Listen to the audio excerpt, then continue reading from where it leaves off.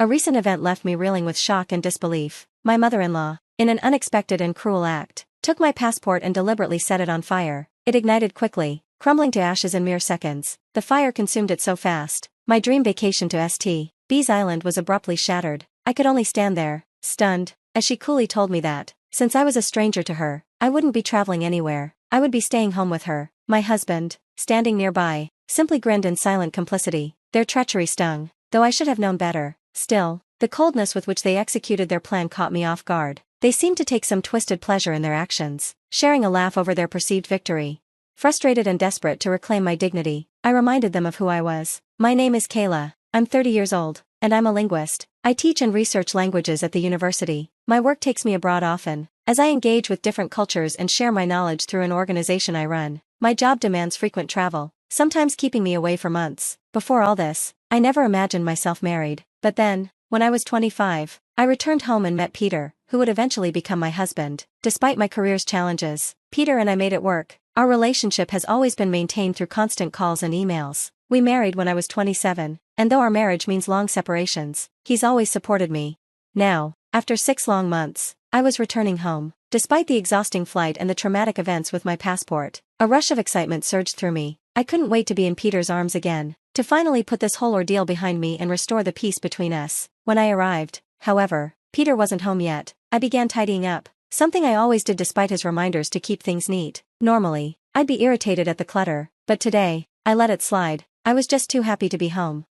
Then, I heard the door. It was Peter. My heart leaped as I rushed to greet him. "Welcome home, Peter. It's so good to see you." But his response was flat, almost indifferent. "Oh, hi, Kayla. You're back?" I froze, stunned by his lack of enthusiasm. After 6 months apart, was that all he had to say? My voice trembled with frustration. "We haven't seen each other in 6 months. Peter, aren't you going to say you missed me?" He shrugged, as if the reunion wasn't something worth celebrating. "We've been doing this for a while. I guess I'm just used to it. I'm really tired." The pain was unmistakable. "Is dinner ready?" he asked, almost dismissively. "Yes, it's ready. Let's eat." I tried to focus on the meal, hoping for some warmth in our time together, but Peter's attention was split, his eyes glued to his phone. I couldn't hold it in any longer. "Peter, why do you keep staring at your phone?" I asked, my voice edged with irritation. "There's nothing wrong," he muttered without looking up. "But we've been apart for months," I continued. "We've kept in touch through calls and emails. There's nothing new to discuss. Doesn't this moment, being together again, mean anything to you?" My voice grew sharper with each word, and I could see it annoyed him. He slammed his phone down on the table, his eyes flashing with irritation. "You just got off a plane," he snapped, "but I'm exhausted from work." I bit back a retort but couldn't help myself. "I also came straight here after work. Peter, don't talk to me like that.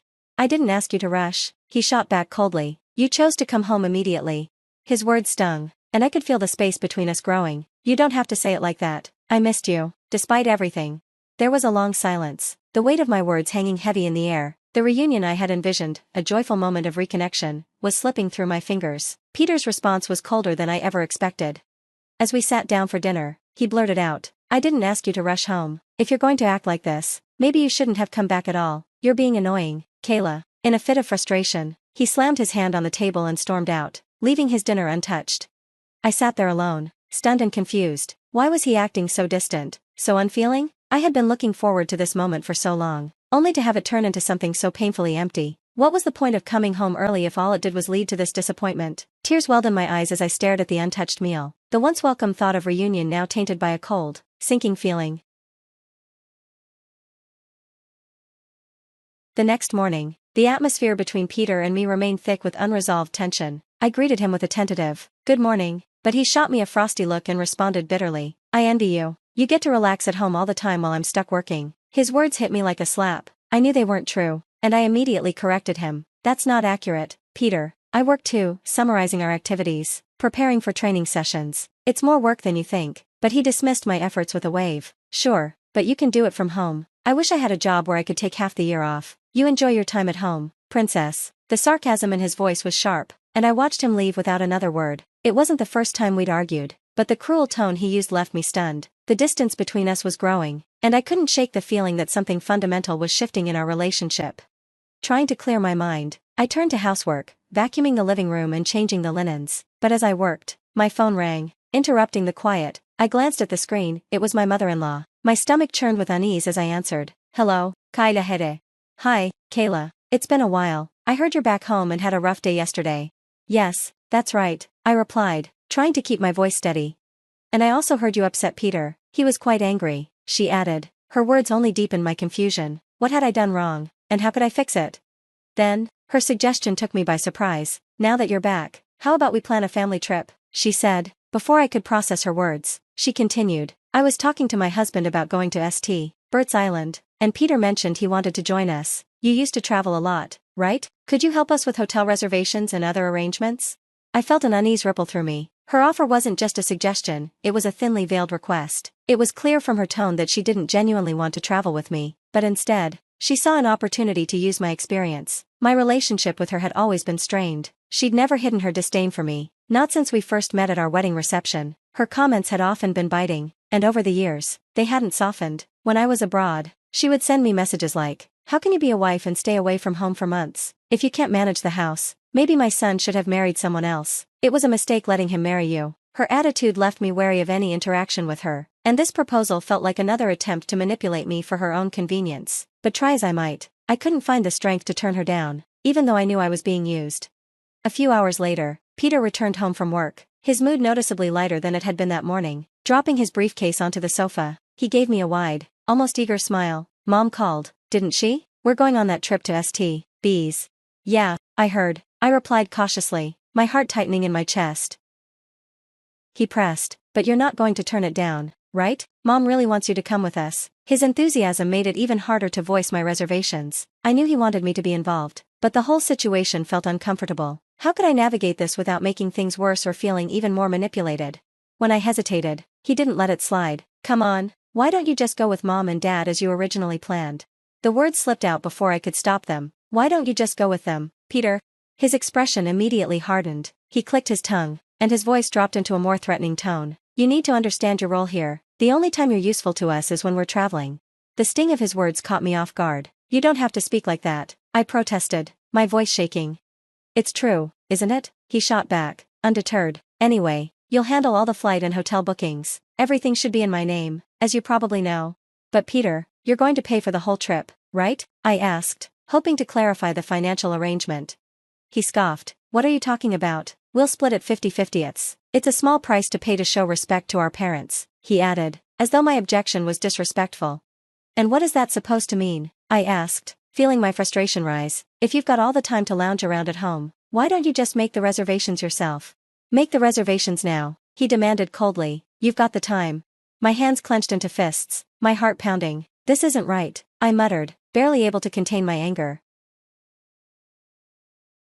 I don't want to, I murmured, my voice barely audible.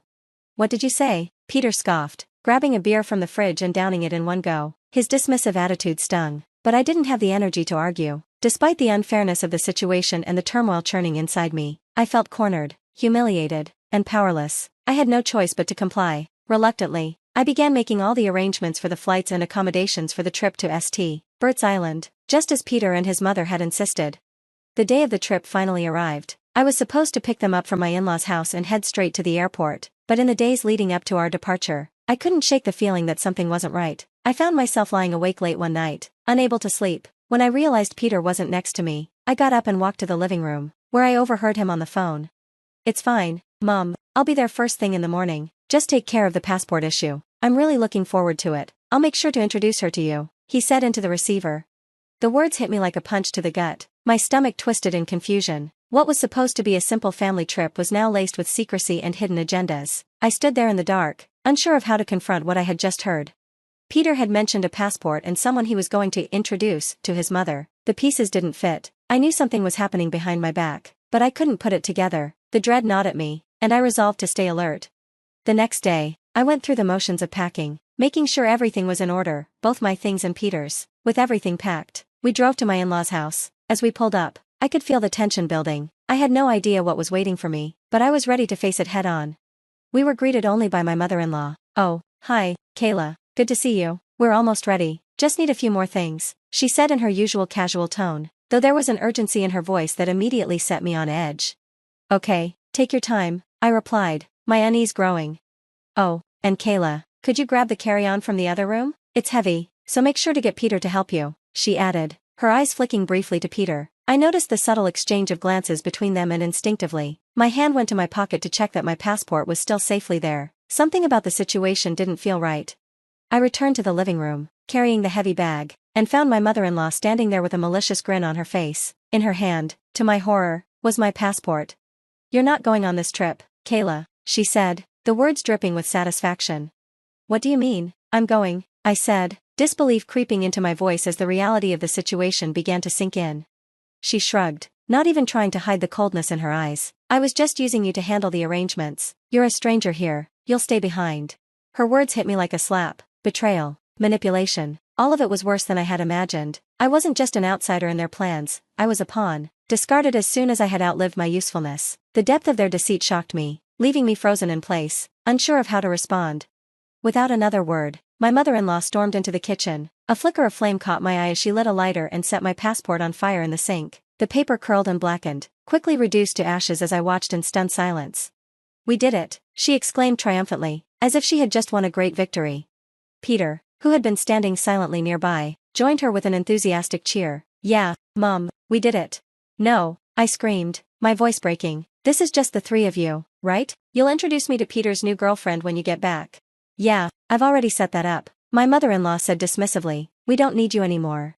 I stood there, feeling the weight of the betrayal pressing down on me. My father-in-law stepped forward then, his expression cold. He pulled out his phone and showed me pictures of himself with another woman, looking smug. "I'm not divorcing you for the sake of my reputation, but when we get back from this trip, I'll be living with her. You can leave when we return." His words were like a knife to the heart. My mother-in-law laughed, a harsh, mocking sound that echoed in my ears. Their faces were full of malice, and in that moment, I realized I no longer had a place in this family. I forced a smile, trying to mask the turmoil within me. "By the way, whose passport is that?" I asked, my voice trembling. "What are you talking about?" my mother-in-law replied, her tone flat. "It's yours. I took it out of your handbag." I pulled my actual passport from my pocket and held it up, my hands shaking. "My passport is right here," I said, the realization dawning on me. "What? No, it can't be," my mother-in-law stammered, her confident facade crumbling in an instant. I held up my passport, still intact and unscathed. "It's mine, see for yourself," I said, my voice steady despite the storm of emotions brewing inside me. Her face drained of color as the truth began to sink in. "That's not possible," she muttered, her voice trembling, as if trying to convince herself more than me. It was clear now, she had assumed she had taken my passport from my handbag, but in her haste, she hadn't bothered to double-check before setting it alight. Her malicious plans had backfired spectacularly.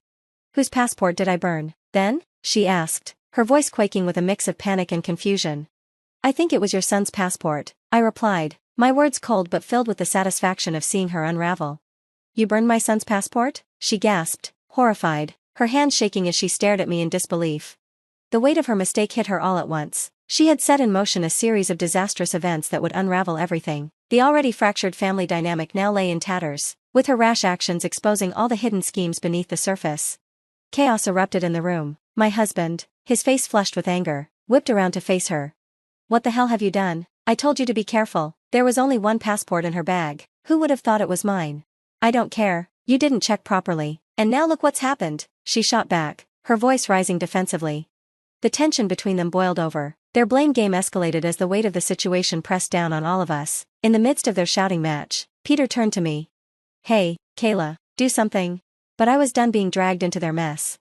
"Seriously? Who the hell do you think you are, telling me what to do? You cheated on me behind my back, and now you're playing the victim? You and your mother are both despicable," I shot back, my anger boiling over. "Watch your tone," Peter snarled, stepping closer. "I'll speak however I want. You and your terrible mother have ruined everything. Don't think I'm going to let this slide. You're going to pay for everything, your affair, all the horrible things your mother said to me. Just wait," I said, my resolve hardening with each word. The shouting was interrupted by the appearance of my father-in-law, who stormed into the room, drawn by the noise. "What the hell is going on here?" he demanded, his voice sharp with authority. I recounted the whole story, from the passport mix-up to the affair, laying it all bare. His face twisted in fury as he processed everything. The trip to St. Bert's Island was immediately cancelled, and the fallout was swift and severe. My mother-in-law faced a divorce, and my husband was disowned by his father, banned from returning home. I didn't waste any time. I contacted a lawyer and filed for divorce. I also demanded alimony from both my ex-husband and ex-mother-in-law, paid in one lump sum, along with compensation for the cancelled trip to St. Nevis Island. They were financially unprepared and had to borrow money to meet my demands. In the end, Peter, now living with his mother, found himself in dire financial straits. The woman he had cheated with also left him, abandoning him just as quickly as he had abandoned me. As for me, I took control of my future. With the alimony money, I moved into a condo, embracing my newfound independence. Though it wasn't easy, I grew stronger through the challenges. I began to love my life again, focusing on my travels, immersing myself in new cultures, and sharing my journey with the world. Free from betrayal and mistreatment, I was finally on my own path to happiness.